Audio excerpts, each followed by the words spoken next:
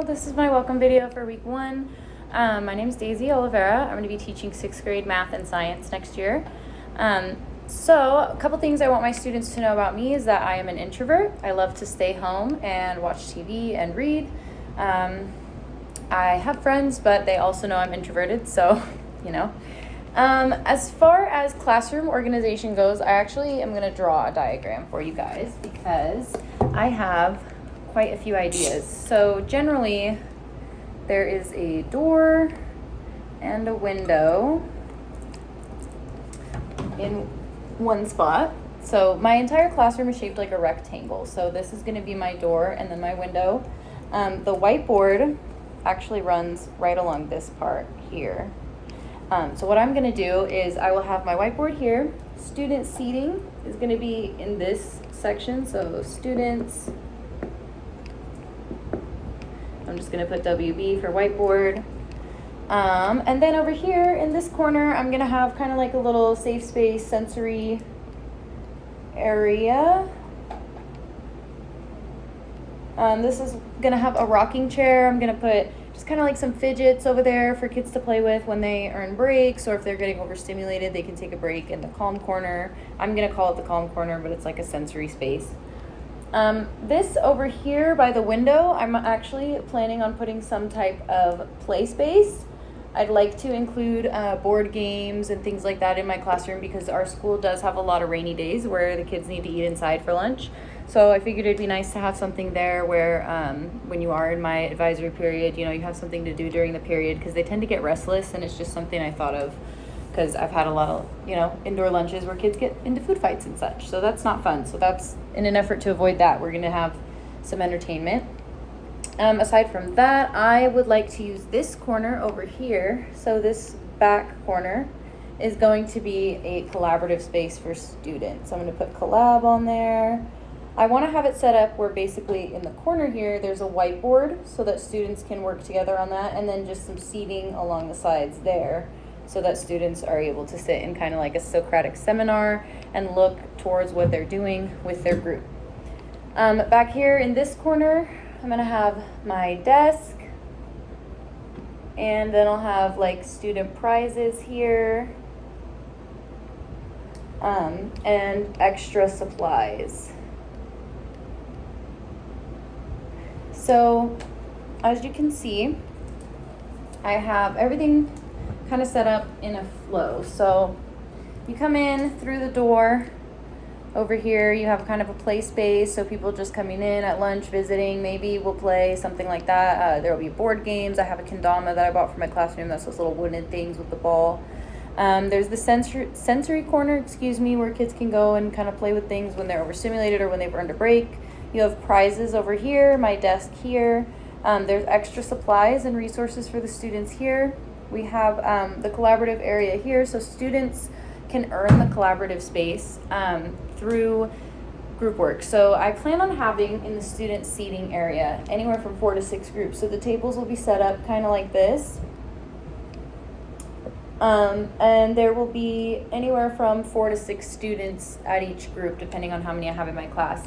And it doesn't necessarily need to be 4 groups. There may be 6 groups and so on and so forth, but the students will all be looking towards the whiteboard, and they will have the opportunity, if their group does well for that week, to use the collaborative space. So the collaborative space is kind of like an incentive for students to want to do things outside of their seats and use the little space that I have for them to complete their project with their group. But they have to first show me that they can do it in their group at their desks. So aside from that, rules, expectations, students have to be respectful. I'm going to encourage a lot of optimism and a lot of a growth mindset for my students. They have to be respectful. I already mentioned that one. Students need to reset their desks at the end of each period. This is something that I ran into an issue with last year, but I definitely want to reinforce this year that students need to be pushing in their chairs, making sure that their desks are straight, making sure that whatever they were using in the classroom they put back, that everything is where they found it when they came in, that sort of thing. And they aren't allowed to go to the next period until that's done, so I can't have just a group of students leaving and the class is a mess. If students draw on the desks, they will have to clean all of the desks. So you're caught drawing on it, you gotta clean all of them. Let's see, gum. If students are caught chewing gum or they put it under the desks, then they will have to scrape all of the gum off of all of my desks. Let's see, if there's fingerprints on my windows, they have to clean the windows. Not anybody's fingerprints. If they leave fingerprints, they specifically have to clean it. If I see them, touching, then they have to clean it. Expectations are very high because students learn to take care of their workspace and take pride in it, which is why I want kids doing that sort of thing. Let's see. We also have prizes will be given out randomly, so students have the opportunity to earn tickets in my classroom, but then I will do either auction days throughout the year where you can bid tickets for items that I'm auctioning off, or I may just randomly be like, okay, you know what, so-and-so, you've done really great this week. Go ahead and take out your tickets. I'm going to let you buy a prize. I'm going to try to do it frequently, but I've read that giving out rewards randomly versus when they're, on a routine, it kind of keeps kids on their toes rather than just knowing what to expect and, oh, well, I can just do well on the last day and get a prize. So better to keep them on their toes. So I also have sort of a chores rotation that I kind of have written out. It's a little bit messy in my notebook, but just bear with me.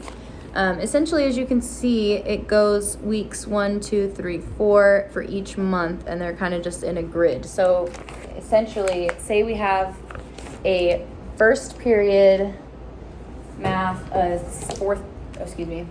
first period math, second period science, third period advisory, fourth period math, fifth period science, and sixth period prep, right?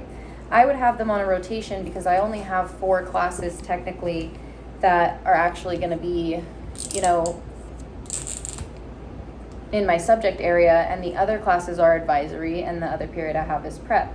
So I'm going to have a chores rotation in my classroom. Like I said, it's important for them to take pride in their workspace, and I know I mentioned the consequences earlier if you don't do something, but they also are going to have things that they just have to do as part of general classroom maintenance, because I feel like there are a lot of kids who come in and they don't really know how to take care of a secondary education classroom because they've only ever learned how to take care of their primary education classroom. So that is something that I'm going to be working on with my students.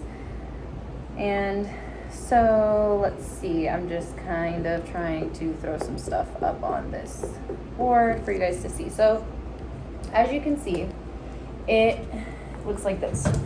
So first period, right? Sorry, let me do this too. First period, we'll have on week 1, they have to sweep, and then on week 2, they have to, do another chore.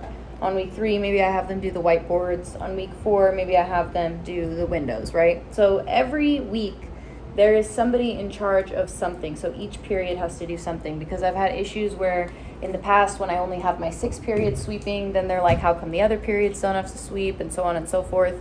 So that is just to try and keep the classroom maintained throughout the day without having, classes feeling like they're being shifted in any type of way. So yeah, that's generally it. Just a lot of chores, a lot of high expectations, a lot of treating the classroom as if it's a learning environment and not just a place to have fun. But it should be fun, not only fun though. So yeah, thank you so much for letting me share.